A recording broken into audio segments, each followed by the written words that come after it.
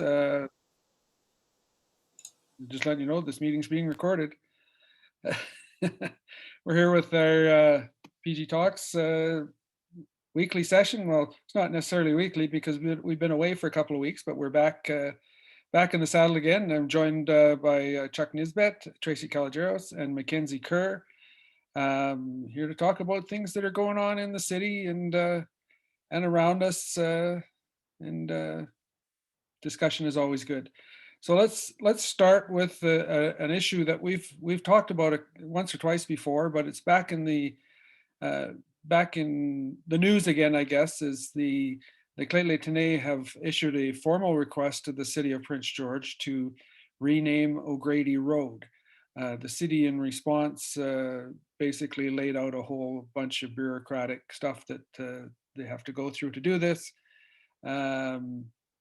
Not mean they won't, but the city didn't jump at it and say yes. It's kind of like it's a process, I suppose.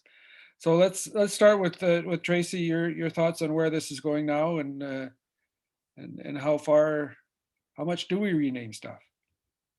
Well, I think in this instance, there's a pretty good argument for the renaming, and certainly with a request from Chief Logan, that's why the city is following their formal process, I presume. My sense is that the change will go ahead. The question is, what do you name it next? I mean, the fact is O'Grady Road was already renamed to be O'Grady from being Marlow. So renaming a road, I don't think is the big deal that folks are making it out to be. However, having to face that name every day and honoring someone that has been witness to evil, if not participating in it, that does hurt people every day to not change that name. So I truly hope that they don't take too long to work through this process. You know, folks are still upset about the name change of Lheidli Memorial Park, and yet there's lots of other people that have never known it by any other name. So change is always hard, change is wrenching. We've seen a lot of change in the last 18 months, but this is what I'm 100% behind. Mm-hmm. Chuck, your thoughts on where this is headed? Well, I can see the city's point on how they have to follow the process. Makes a lot of sense. It's going to affect quite a few people. You know, I mean, suddenly your address changes, right? That's going to affect people. But I can't see it not happening. I really cannot come up with a reason why the name should remain O'Grady. It makes no sense to me. Just the fact that there is controversy about this man, and that he definitely had a lot to do with at least 3 Catholic residential schools in BC, and then became the bishop that oversaw all of them. Yeah, I think it's just a given, and given that we've also had the chief from the Lheidli ask for it to be done, just makes sense to get it done. So yeah, let's work through the process, make sure that any problems that could arise from it being changed to a different name are taken care of, and let's get it done. It just needs to be done. Mackenzie, your view on this, whether this is the correct way to go about it, or should the city just rename it? Well, I think that you would have a lot of really mad people if you went around the rules. So I think that following procedure is good, because then you can show proof of reason and you know, have procedure, because that would set a really interesting precedent. But I'm really happy that the city council was in favor of getting the motion forward to build the report to look at what it would look like, and the small inconvenience of changing people's addresses on pieces of paper may take a couple months, but it's not worth the pain and suffering that our Indigenous neighbors and friends have dealt with. It's nothing even compared. So the frustration level should not be equal. And so I'm super happy to see it moving forward, and that the chief asked for it. I think that definitely expedited the process if it didn't come from her. So I'm excited to see it happen. I guess following up on that, will it be an Indigenous name, or should it be? Or should the entire community be be able to give input to a new name? Do we just say to the Clayton Tenay, because they requested it, that they get to choose a name, or should it go before the community? What if we suggest that it should be Shirley Bond Way? Tracy? Well, if we've learned anything lately, it could perhaps be that naming things after individuals might not be the best way forward. There's a lot of talk about language revitalization. And one of the things we found here was that when we put the duck health names in the Claytley dialect for all of the animals in our galleries, people started to use the duck health words. And so if what we're trying to do is truly come together, to me, it makes lots of sense to use Indigenous names of objects or things or place names that come from history or come out of the language itself. I don't think that the chief has requested or required that they be given the opportunity to choose the name for that street. But I actually think that it's a good idea to start looking at Indigenous words, in particular, the dialects for the areas. I mean, we're on the land base that was taken, and the language was then subsumed by English via the residential schools abuse. It just seems like a logical approach for us to be coming back to the Clayton Tenay and saying, we agree, we want to change the name of this street. Do you have suggestions? So then you could do interesting. I'm thinking this through as we're having this conversation. That's the best way, non-prepared answers. What if we said to the whole community, what do we want to name this street after? A tree, a frog, a fish, or whatever. And then we went back to the Clayton Tenay and asked for the Clayton word for that. Mm-hmm. It would be a way to get everybody involved. It would certainly be a discussion around language. And I can't see that someday we're going to decide that fir trees are dangerous or whatever it is that we don't want to be venerating anymore. Just a thought. Chuck, your thoughts? Who should it just be a Clayton name or an Indigenous name, or even like Tracy says, something that the community wants, but allow the Clayton Tenay to give it the name in their language? I haven't really thought about what kind of name it should be, but I don't know. I lean towards nature. I don't know, because it's something that's there, that's natural, that's of the earth, and there can really be no controversy about nature. Well, we'll find one. If you call it tree, yeah, we got trees, right? If you call it water, we got water. If you call it something else, someone somewhere is going to complain about it. That's why I lean towards the nature more. I don't mind the idea of an Indigenous name, seeing as we are on former Indigenous lands that were usurped by the settlers here. But I know that somebody is going to raise a big stink about it as soon as we do it. So that's why I lean towards let's just keep it all mellow and go with nature. And, if there's an abundance of yellow flowers on O'Grady Road, then let's go with yellow flowers. Dandelion Lane. I'm pretty easy on what it is, but let's just find something that's not going to stir everybody up, right? Yeah. Though, You mean like Shasti? Shasti?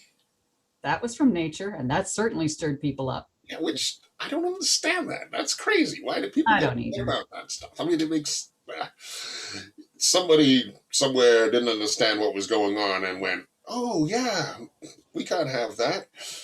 And I find that that's a lot of the thing. It's a lack of understanding. Maybe if we take the time to bring everybody up to speed, but you're never going to get everybody up to speed. So, Mackenzie, how do you have any ideas on how we do that? Get a name that we can use, an Indigenous name that isn't going to upset a lot of people, because people might not want an Indigenous name, and that doesn't necessarily make them racist. You know, and it's just such a thing. It's such a tough thing, and it's a hard.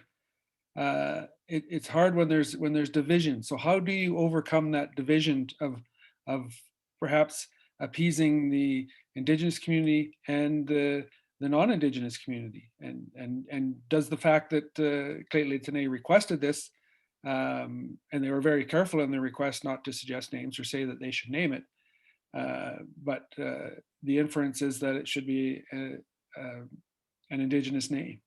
So how do you appease everyone else in town? Well, there's lots of questions in one, and I have so many thoughts.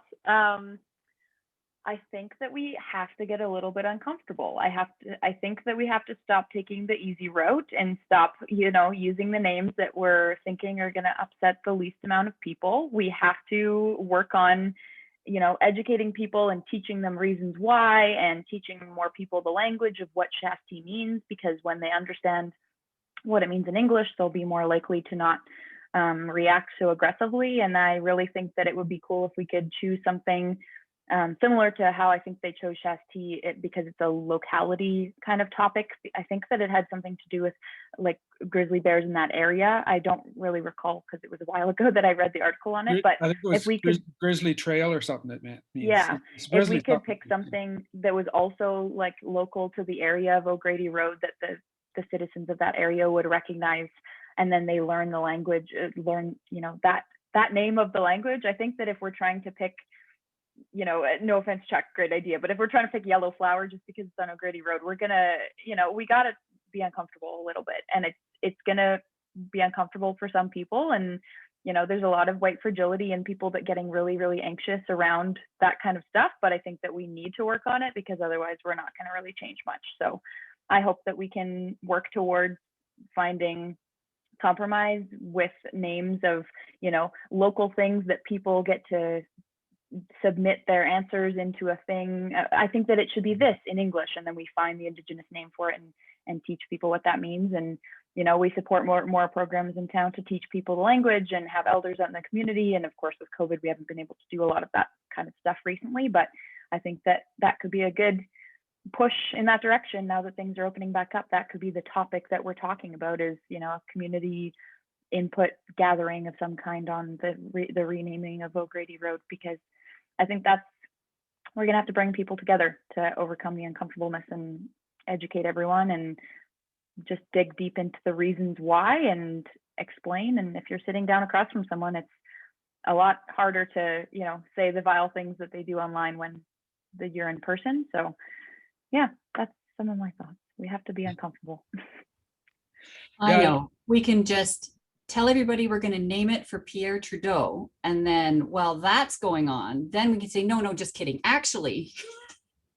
I think that's a good idea. It would go down great. Everyone would be so relieved. They'll just go, okay, cool. Yeah, exactly. Name it Trudeau Way for a week, and then everybody happy that we're going to not name it Trudeau Way. They don't care what it's called. But just moving along, I guess hopefully one of the lessons that was learned from the fiasco that was renaming Kelly Road to Shasti Kelly Road, whatever it is like Mackenzie, you're saying, is public input. That was kind of sprung on people.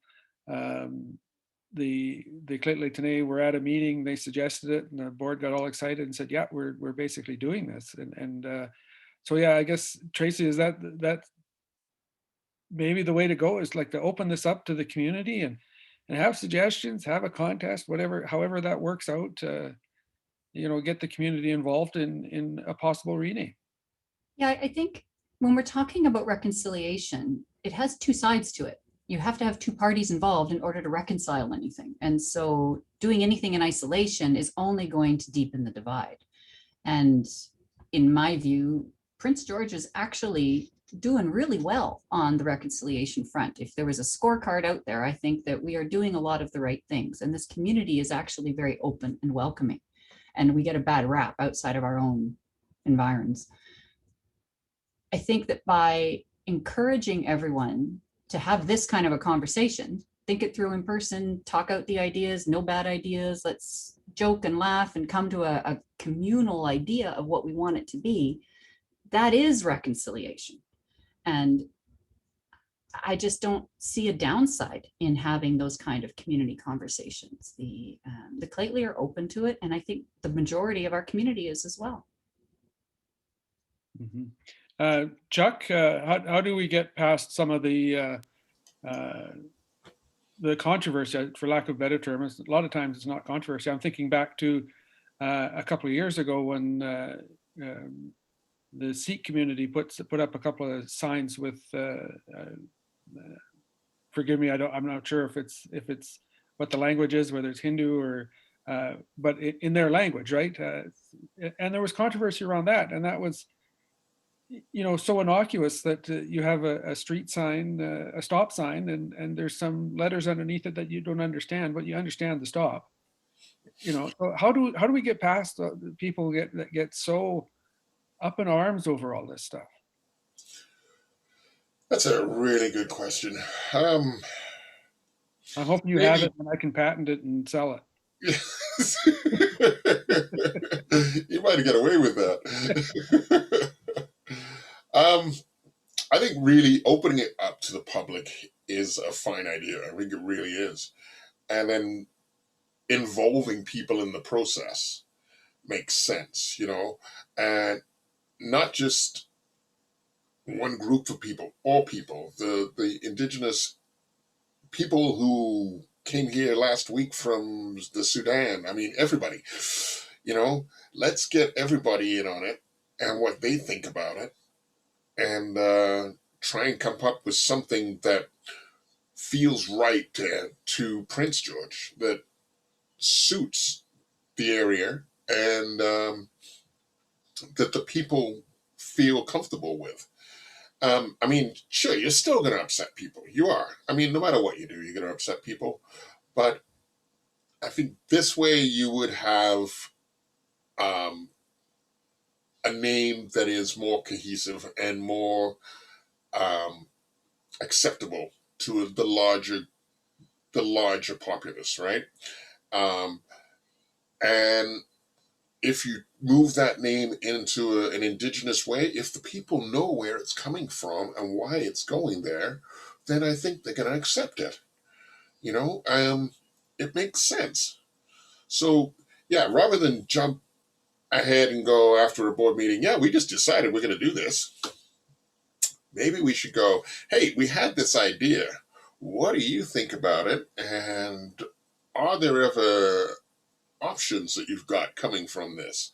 Maybe we can work something out here and come up with something that works for everybody. And I think people will go with that.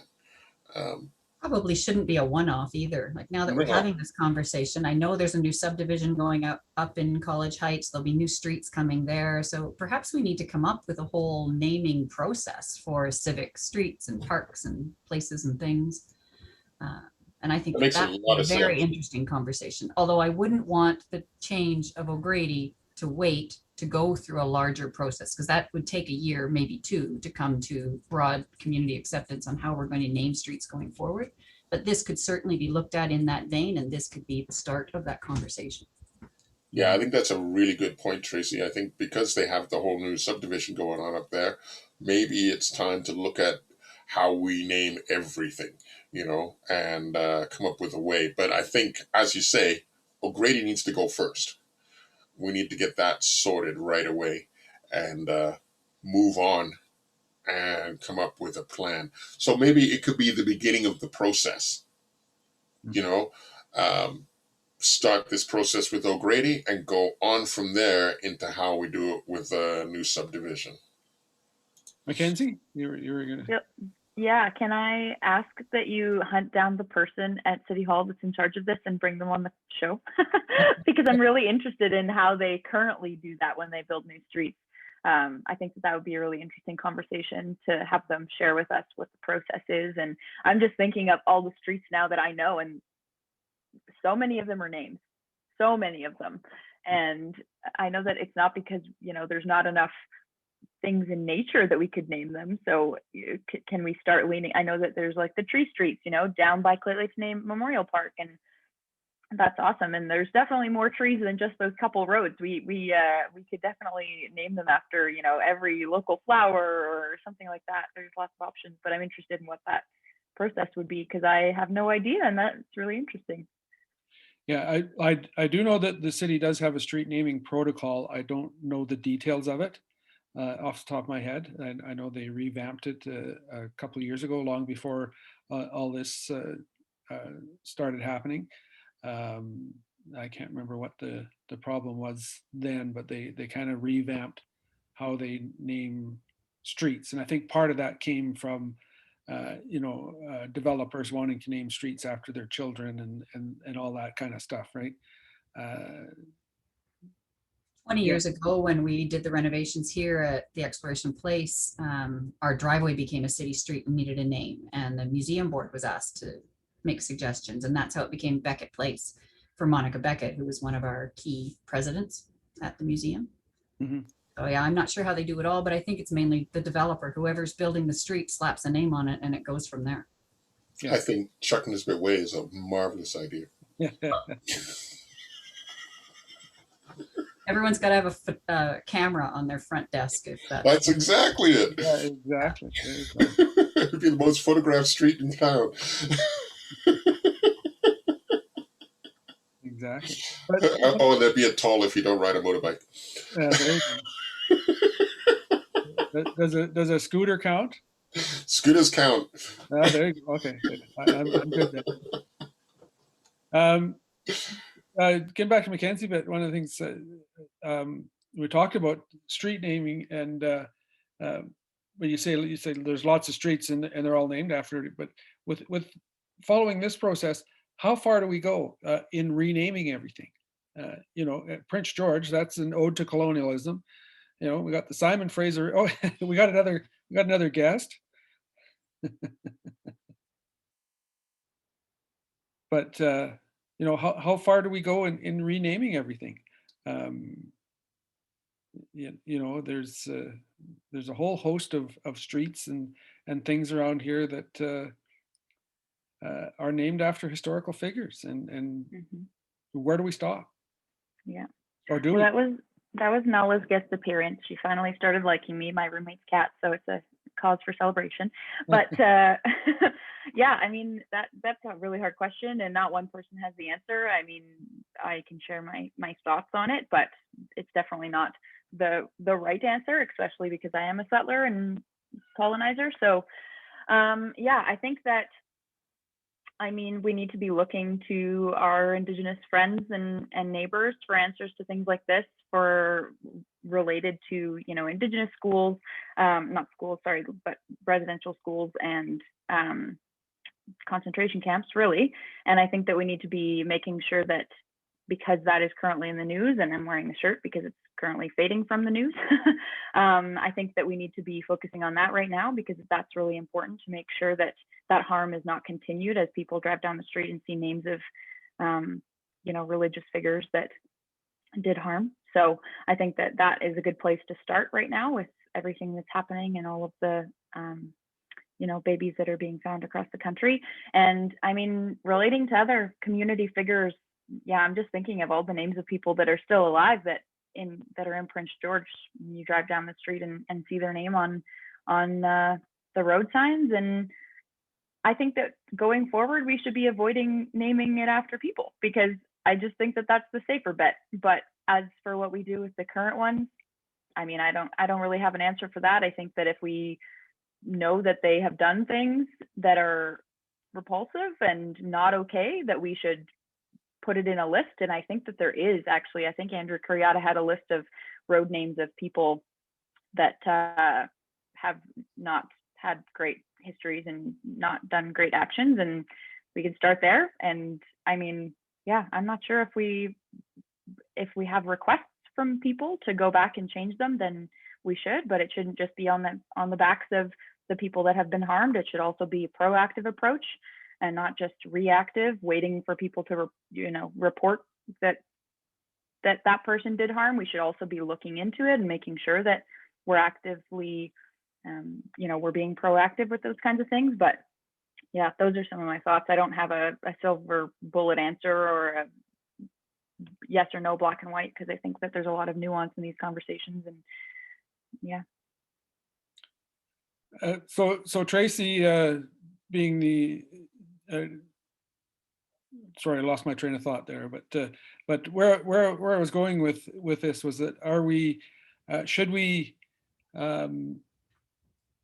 become a multilingual country? I guess I'm saying. One of the things I'm getting at is that we now have a governor general who doesn't speak French but speaks Inuk. And there's been some issue made of that. I've never felt that we should make an issue out of what languages we speak. But should we perhaps be less concerned about what languages people actually speak?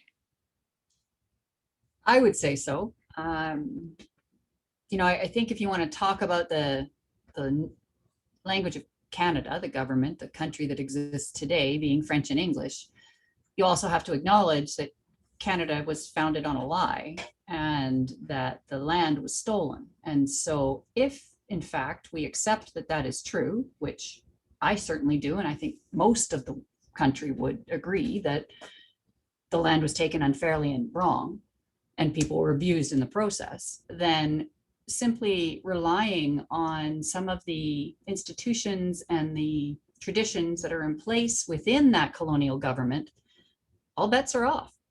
So it's not that I'm saying we need to rename the country or overthrow the government. What I am saying is that we need to go back to the original treaties and the original welcome that was given to the new arrivals in this land by the Indigenous peoples that lived here. And it was never intended to be a gift of land. It was intended to be a welcome to share. And so if we're going to actually return to the true spirit of the Indigenous people that welcomed us here, then we need to think about things in that way. And so to allow the conversation to degenerate into this woman who's been appointed as our governor general doesn't speak French and therefore that's wrong, that ignores everything that we've just learned in the last 10 years about how our country was formed. So then I would take it to the local level and go back to some of the conversation we were having in the first half hour here, where we talked about the idea of bringing the community together to talk about how we want to name streets. Really what we'd be doing is bringing everyone together to talk about what things are important enough to deserve recognition and veneration. And I believe I have frozen. No, you seem fine on our end. Oh, we're frozen on my end then. Anyway, that's you. my thoughts for the moment. Chuck, you want to follow up on that? Are we too focused on language? I think maybe we are. Not as much as we were, say, 20 years ago when the whole Quebec separation thing blew up and was huge. But it's definitely become, it still remained a part of our way of dealing with things in Canada and relating to things the French way or the English way, It doesn't make much sense. Canada is a country with 2 official languages and 100 unofficial languages. It's a country built on immigration. And the people here are from every country in the world. So why should language be so important? Why shouldn't it be more a polyglot of what's here and what's come here from all over? I don't see a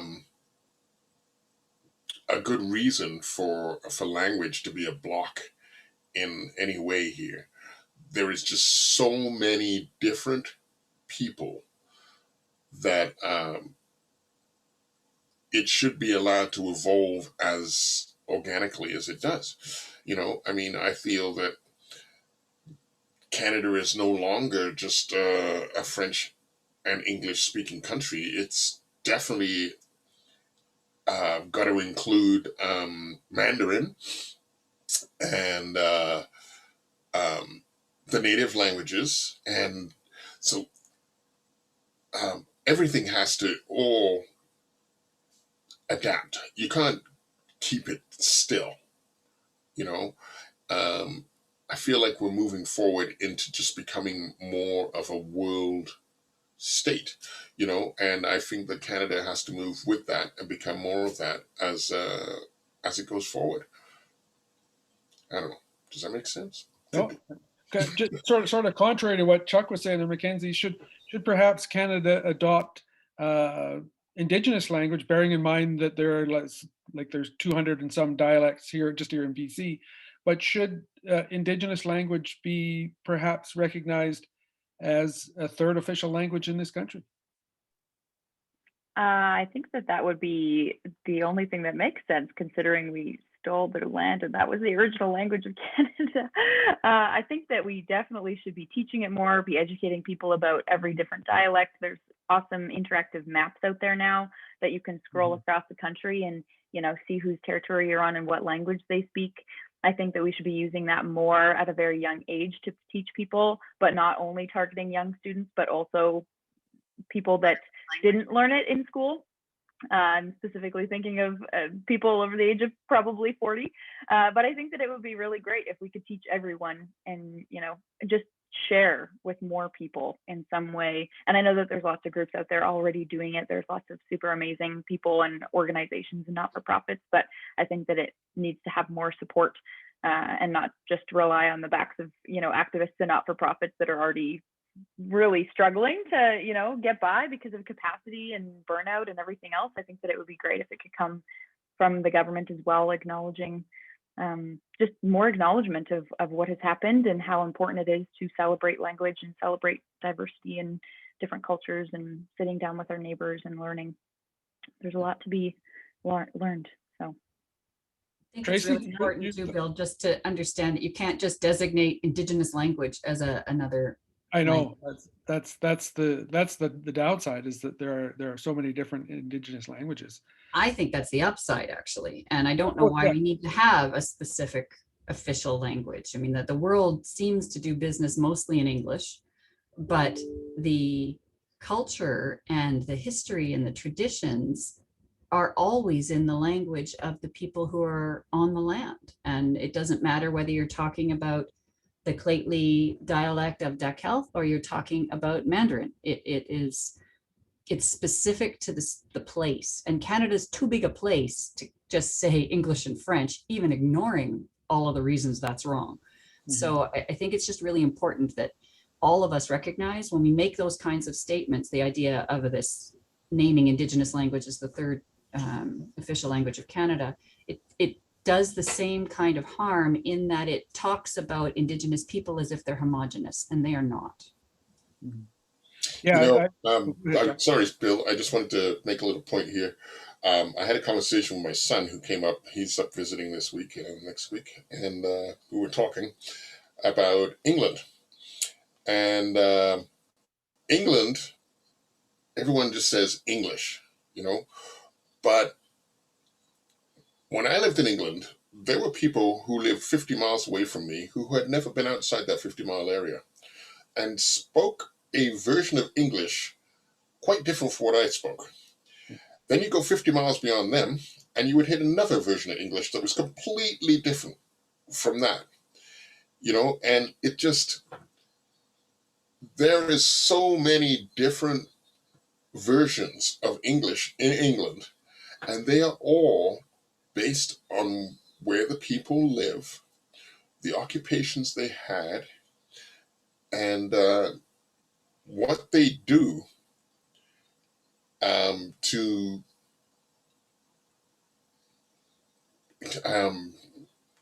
not educate, but to interest themselves, to keep themselves happy. It's all what you could do that made up the language, that created the language that they spoke. And I think that's the earth, the land that you live on, talking to you, coming out in you. So I think that's what it's all about. As far as language goes, I mean, really, it's what you live and the place you live coming up through your language. Mhm. You know, if you talk to a sailor in England, he's got a completely different way of talking about everything compared to the guy who mines. You know, and I think that's what's important, not whether it's English or French or Mandarin or Spanish or whatever. You know. Mackenzie? Yeah, I was just reminded of the young NDP MP. I believe you pronounce her name Mumalak. I forget how to say it, but she's a great TikTok on how to say it, but I couldn't pull it up right now. But she has been petitioning and advocating in the House of Commons for all of the government documents and election documents in her community to be in their native language, because it's all in English and 60% of people don't speak English in her community or something like that. They only speak the native tongue. And so, you know, it really comes back to just the colonialism of requiring English on all government documents in French, when a lot of people in some communities don't even speak that's why I think that if it came, you know, from the government requiring that Indigenous languages were also included on things like this, then you would be fixing that problem. And I think that's what she's advocating for as well, which would be amazing. You know, and if you didn't know the language, like if the language was being lost of the language of that area, you could start with the ones that we know and start with the ones like in Nunavut, where everyone speaks that language and they can't fill out the English form, or, you know, need assistance to do so. You could start there and then pan out from there and make sure that we have a really robust language program in the country that has a lot of funding, so that we can make sure that we don't lose languages as elders are passing away, and start with the ones that we do know, so that that can get on the paper before that they pass, and they can actually see their own language on a government document, you know, by the time that they do pass. And I think that that would be an amazing program, but, you know, finding the funding and the support for that would be tricky. But I think that we should make it a priority to make sure that everyone is included in this country and celebrated, and, you know, we're really embracing our diversity and not shying away from the uncomfortability of it.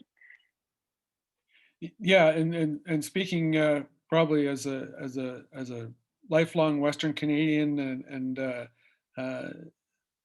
I find it's always been funny in this country that we spend so much time and energy on trying to preserve French. Not that I'm against French or anything like that, and I think it's great, but it's kind of ironic that we spend a lot of time and energy in this country on for fear that the French language and culture will disappear. And I don't think it ever will, because it's so large and so entrenched. And yet we ignore a lot of the other cultures, like I say, the indigenous cultures in this country, that some of them truly are at risk of disappearing, you know, that, like, especially the language. And Tracy, you probably are as aware of that as more than anybody. I think you've been involved in some of that, trying to preserve the language. That's pretty much the definition of colonialism, though, right? Yeah.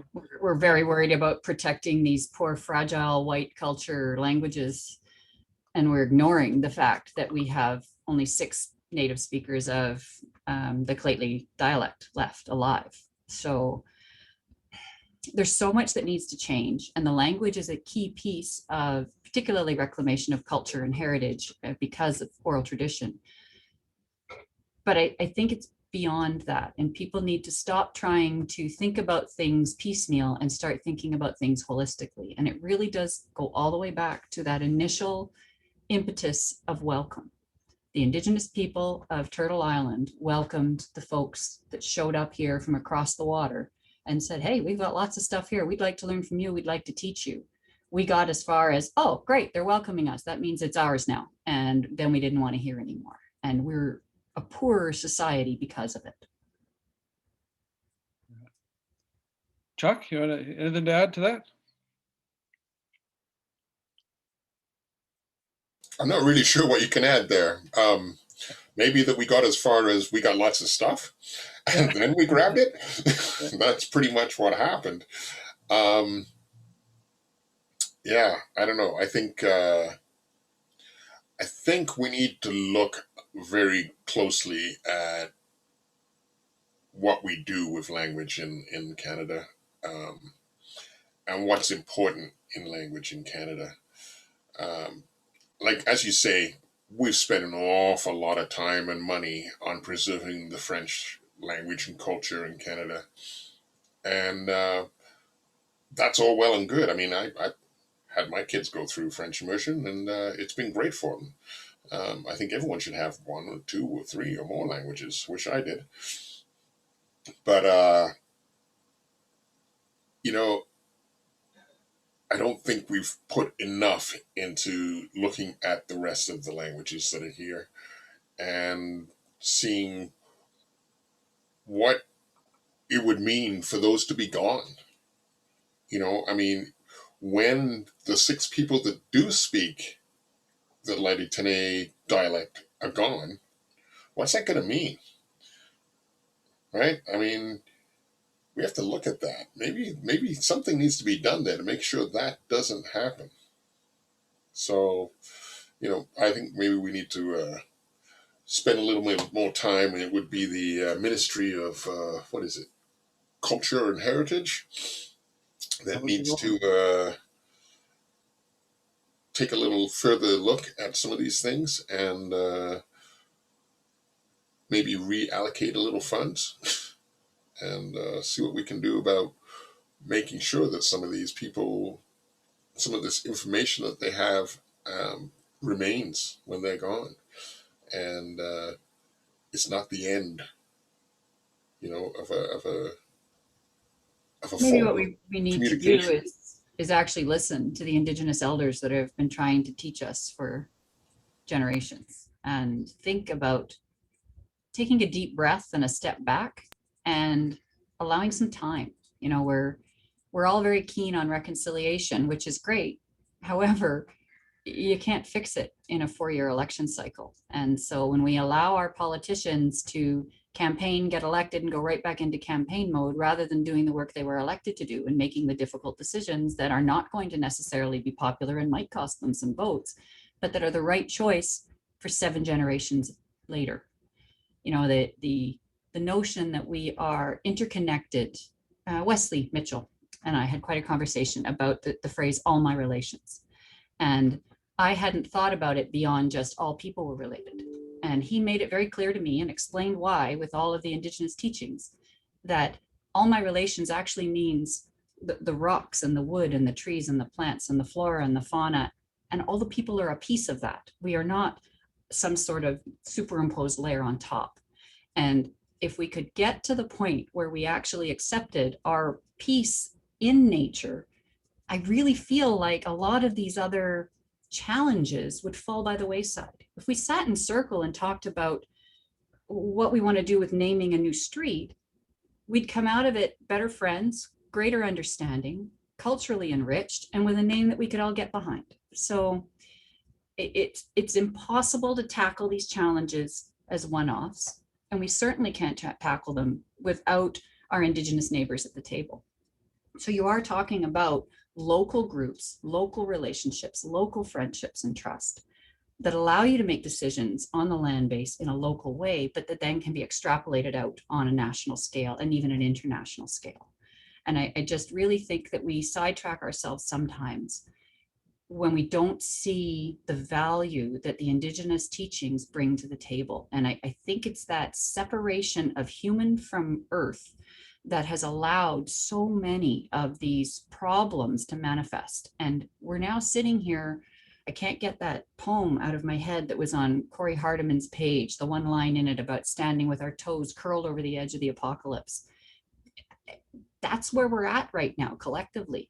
And I see the way out of this in actually using all of the brain power that's out there, listening to the elders, looking at millennia of culture and civilization and the successes that they have had and continue to have. I just don't think that one-offs are going to work, and pressuring people to fix things in 3 years is doing more harm than good.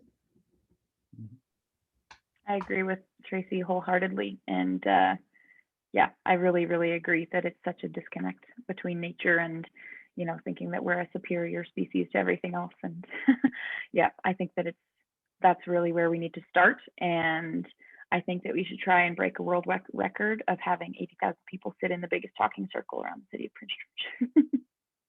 There you go. So we've gone from renaming O'Grady to language and all that kind of stuff. So we've got a few minutes left. We'll go from there to the Olympics. Olympics are starting this week. Should they go ahead? They've got crazy amounts, or not crazy amounts, but there's real concerns about COVID in Japan. It's not over yet. There's something like they haven't even started, and there's somewhere around 40 people that are in the Olympic bubble that have tested positive.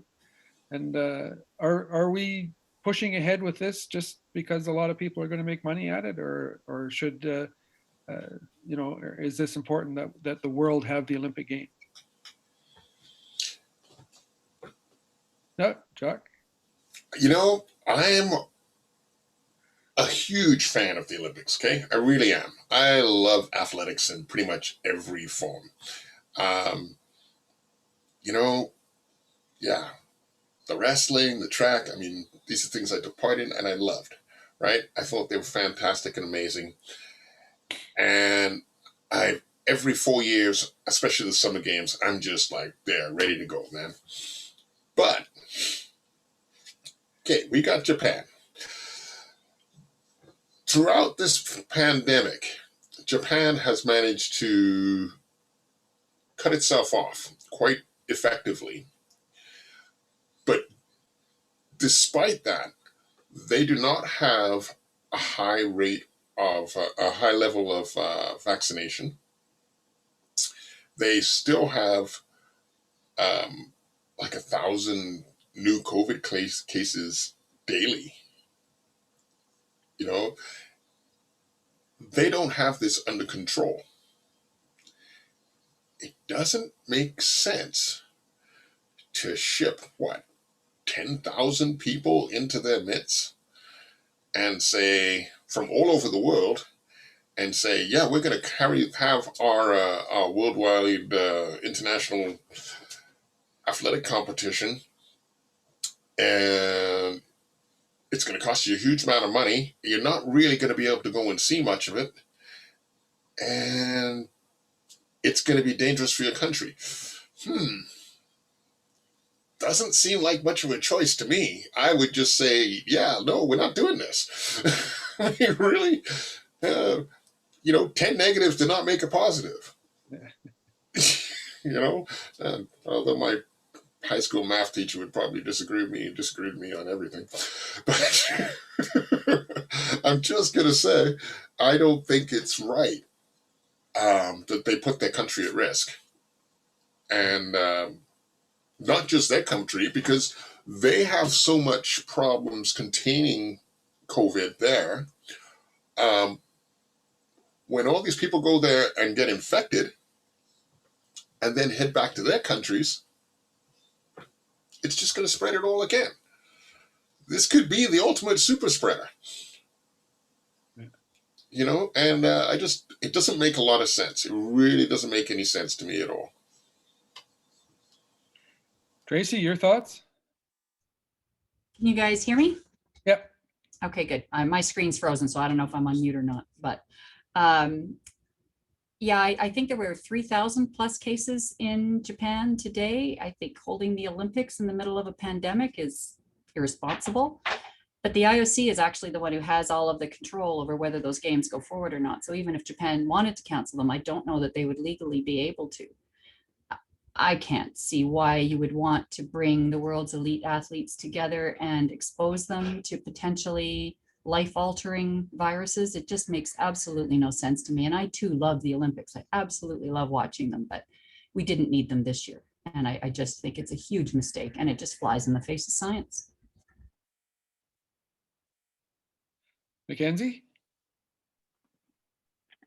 We just have a world that prioritizes profit and money over human health. And so that's why we're seeing this go forward. And I think that I hope that it's a wake-up call to people to realize that they prioritize this over health, but I don't know if it will be.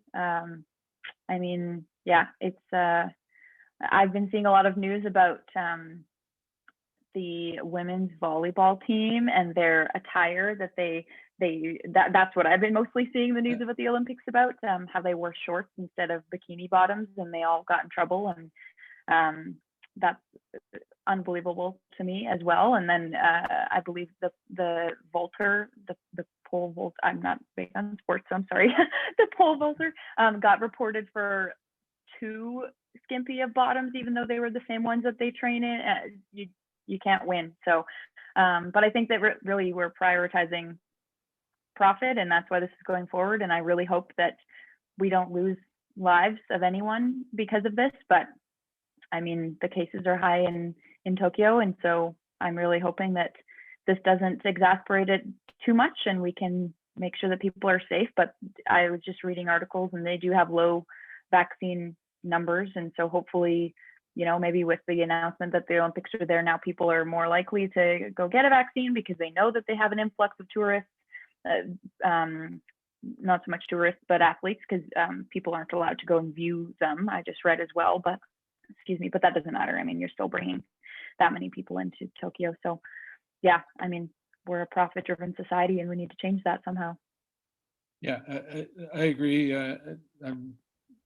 You know, I love watching the Olympics too, but I think one of the things that the pandemic has shown us is that and sadly, I don't know that we've learned from it, is that there are a lot of people in this world who are very willing to sacrifice other people so that they can gain.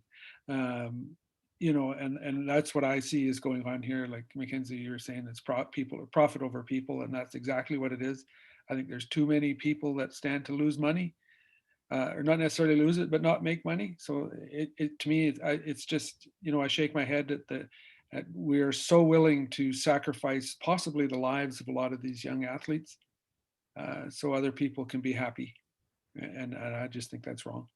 The Olympics need modernizing in an awful lot of ways. You know, the disqualification of women from running because they were too good at what they were doing or had too high a testosterone level, even though there's no question that they weren't doping. The controversy around the sexualization of women in the Olympics, regardless of what they're wearing or not wearing.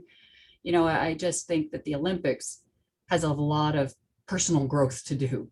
And essentially running a high-risk event at a moment when we've just spent 18 months trying to keep people alive is irresponsible is the word I'm using, but I have several others that I'd be happy to share once we're not being recorded anymore. Do share. There's no censors here. You know, as you know, my wife is a long hauler, and we've talked a lot with people who are long haulers and read a lot of stories about them. And there are quite a few elite level athletes, both from our nation and internationally, who have contracted COVID and are long haulers. And there's a few that I've read stories about who, though they were Olympic level athletes, one was a kayaker I read about, another one was a long distance runner, who can no longer climb the stairs, you know, and have a hard time, you know, standing at the stove to make supper because they just don't have the energy to stay there that long, you know.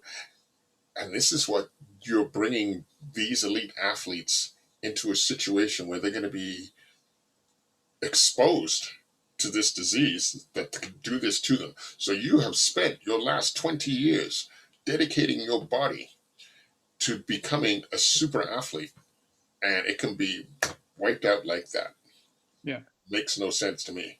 The only thing I can see is that it's the IOC feeling a lack of power because they don't have their big show going, we need to have it now.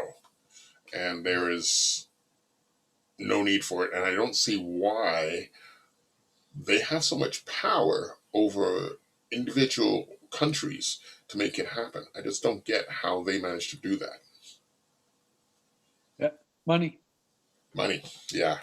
That's all. But anyways, we're coming up on an hour, so we can go quickly around the horn again. Anybody want to plug anything before we go? Mackenzie, start with you. I'm getting my second vaccine today. Yay! Yeah. And other than that, farmers market this weekend is bustling, has been very busy and awesome with Summerfest happening, and make sure that, yeah, you're trying to get outside as much as possible. It can be, there's a lot of climate anxiety and a lot of just, it's really hard to stay positive right now with everything happening. So getting outside and connecting with nature, as Tracy was talking about, can be a nice solution to that. Absolutely. Tracy? Sure, I'll follow up on that then. We've got Science Alliance programming happening online, and we're also doing in-person programming in the park, a variety of parks around town actually now, all summer long. So go to our website, explorationplace.com, theexplorationplace.com. If you skip the you'll end up in Wichita, Kansas. And take a look at what we've actually got coming. So our Facebook page has info and all of our social media. But yes, get outside, get that second shot. Good for you, Mackenzie. It's absolutely important to do. And hopefully we will all still be here to have these conversations over the next 18 months. Absolutely. Chuck? Well, I'm getting my second shot today too, Mackenzie. Oh, yeah. So right on. That's fantastic. Once again, it's summer. A lot of bikes out, except for mine. And a lot of guys out there wearing t-shirts and jeans. I know it's great to wear t-shirts and jeans and your sneakers as you ride around, but man, if you go down, it hurts. Trust me, I know. And I was wearing full gear, and my ankle still is not completely healed, even through my motorcycle boots. So gear up. It's not the most comfortable sometimes when it's 40 degrees, but when you're doing 60K, it's not so bad, trust me. And do your maintenance, boys and girls, because that was my downfall. I didn't do enough. So enjoy the summer. That's all we got. And the only plug I can think of off the top of my head is that the downtown PG's Summerfest is halfway through. They've spread it out over 4 weekends this year. So if you haven't gone already, head down on the weekend downtown and take in some of the fun down there. And that's it for now. We'll see you again next week. Thank you, everyone.